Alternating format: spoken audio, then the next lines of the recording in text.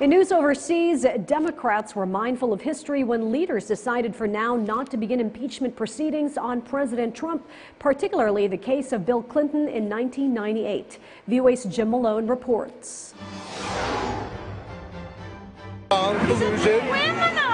Despite pressure from liberal activists, House Speaker Nancy Pelosi opposes impeaching President Trump, at least for the moment. Impeachment is a divisive issue in our country, and let us see what the facts are, what the law is, and what the behavior is of the president. Thank you very much. For President Trump, the idea of impeachment is, not surprisingly, a non-starter. Well, you can't impeach somebody that's doing a great job. That's the way I view it. Democrats may prefer to have the voters try and oust Trump during next year's election, says Matt Dallek.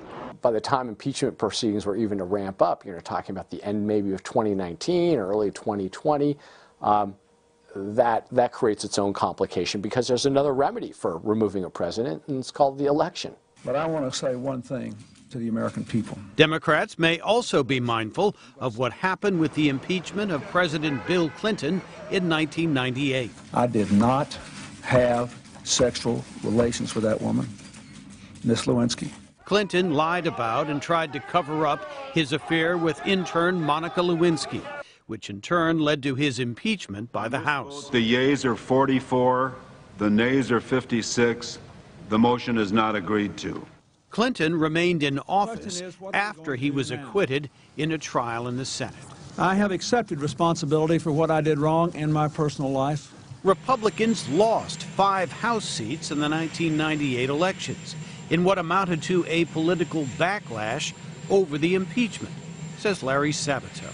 Given the fact that the Republicans took a wounded Bill Clinton and made him almost invulnerable for the rest of his term, should serve as a warning to Democrats. Mr. Abraham, aye. Sabato says the founders of the Republic envisioned impeachment as a rare event.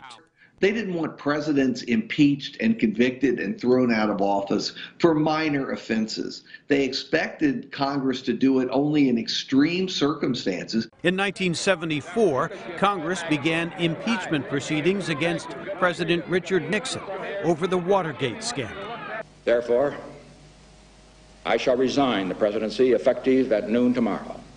Nixon left office when it became clear that he would likely not survive an impeachment trial in the Senate. President Trump could face renewed calls for his ouster, depending on the findings of special counsel Robert Mueller's report on Russian meddling in the 2016 election, says John Hudak. I think if the Mueller report indicates some serious wrongdoing by the president and his campaign, it really empowers Democrats to begin deliberating how to move forward with impeachment proceedings. For the time being, it appears more likely that President Trump will face the voters again before Democrats can mount any serious impeachment inquiry in the House.